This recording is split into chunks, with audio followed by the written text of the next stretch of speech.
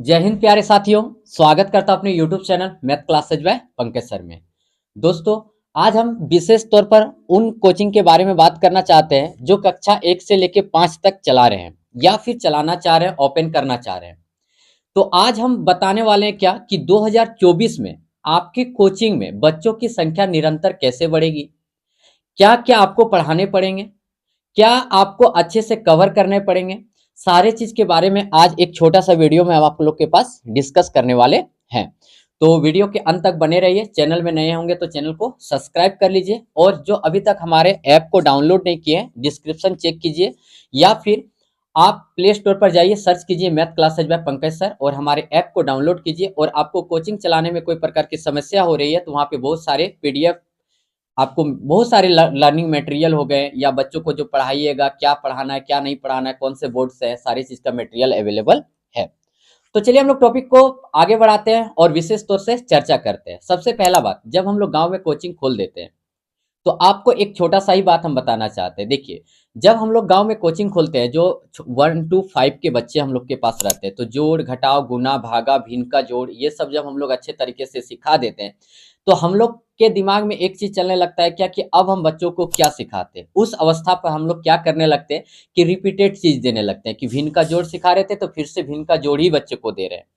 अब जब वो कॉपी पेरेंट्स के पास जाती है तो पेरेंट्स क्या बोलते हैं कि यार ये तो 2 दिन 3 दिन पहले या 2 3 महीना पहले ही सिखा चुका था, फिर वही चीज दे रहा है।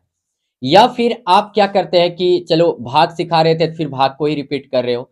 या फिर जब इंग्लिश ग्रामर या वर्ड मीनिंग हो गया या आपका पार्ट्स ऑफ बॉडी नेम हो गया, ये सब हम लोग दे दे के बच्चों को क्या करते हैं, लगभग कंप्लीट करवा देते हैं।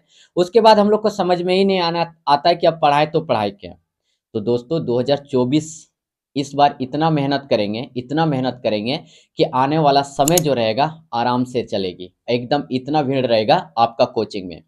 तो सबसे पहले जो आप लोग नेगलेक्ट करते थे, यानी क्या आज तक हमको लगता है उस पर ध्यान ही नहीं दिए होंगे, जैसे कि मैथ यदि पढ़ा रहे हैं तो सबसे पहले आप कोचिंग जब स्टार्ट कर दिए हो, आप बच्चों को जोड़ घटाव गुना भागा सिंपल जो कैलकुलेशन कराता है, प्लस माइनस, ये सब चीज जब सिखा देते हो, अपना खुद का सिलेबस कुछ रेडी कीजिए। अपना खुद का सिलेबस करने का मतलब कि मान लीजिए 15 चैप्टर 16 चैप्टर, इतना चैप्टर मैथ के कुछ चैप्टर सेलेक्ट कीजिए, ठीक है। उस क्वेश्चन, सभी क्वेश्चन को एक जगह लिखिए, ठीक है। और जैसे कि अब बोलिएगा सर चैप्टर कैसे रेडी करें, जैसे मेरे पीछे बैकग्राउंड में आपको दिख रहा होगा, है ना।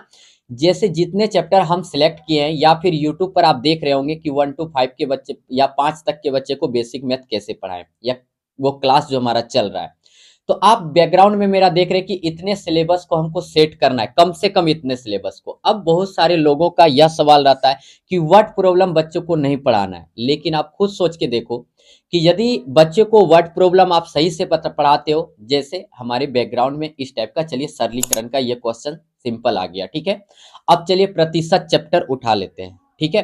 अब प्रतिशत चैप्टर से आपको बैकग्राउंड में जैसे मेरा क्वेश्चन सब दिख रहा है इस टाइप से, या एक एक नियम जिसको बोलते हैं कि 2 व्यक्ति एक काम को इतने दिन में कर सकता है, छोटा छोटा क्वेश्चन है, ठीक है। इस टाइप से क्वेश्चन को आप देख पा रहे हो, है ना।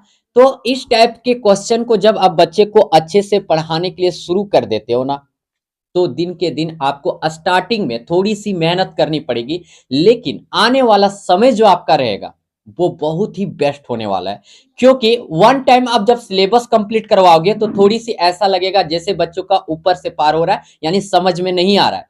लेकिन जब धीरे धीरे धीरे धीरे सिलेबस को आप एंड करवाते जाओगे और फिर से रिवीजन, अब उसी को रिपीट करवाओ ना, कोई प्रकार की प्रॉब्लम नहीं है। मान लीजिए एक छोटा सा एग्जांपल लेते हैं, चलिए पीछे मेरा बैकग्राउंड में देखिए कि रेल संबंधित प्रश्न रहते हैं, जो अक्सर बच्चे लोग का, जैसे जवाहर नवोदय का हो गया, सैनिक स्कूल का हो गया, ये सब स्कूल, ये कंपटीशन एग्जाम जब देते हैं, एंट्रेंस एग्जाम बच्चे लोग जब छोटे छोटे बच्चे लोग देते हैं, तो ये सब क्वेश्चन से क्या रहता है, क्या एकदम जान ना के बराबर जानते, कुछ नहीं नॉलेज रहता है। और वो चीज आप करना चाह रहे हो, और वो चीज आप अपने गांव में करके दोगे, तो आप बताओ कि आप अपने गांव में ब्रांड अप बनोगे कि नहीं, अपने गांव में नाम कमाओगे कि नहीं, कि यार जो कोई शिक्षक नहीं करवाया था वो आज यह शिक्षक करवा रहा है, आज हर बच्चा हमारा तेज हो रहा है ना। इसी प्रकार मान लीजिए इंग्लिश ग्रामर शुरू कर रहे हो तो पार्ट ऑफ स्पीच ये सब होगा, कुछ सिलेक्ट कीजिए आप, ठीक है, उसको पढ़ाना चालू कीजिए। मान लीजिए आप हिंदी ग्रामर शुरू करना चाह रहे हो तो उसमें भी जैसे संज्ञा सर्वनाम विशेषण ये सब कुछ चैप्टर सिलेक्ट कीजिए आप, और उसको पढ़ाना चालू कर दीजिए। तो यदि वीडियो अच्छा लगा होगा, चैनल में नए होंगे और इस प्रकार से और जानकारी चाहते हैं, चैनल को सब्सक्राइब कर दीजिए। चलिए सर, थैंक यू, धन्यवाद, जय हिंद, जय भारत।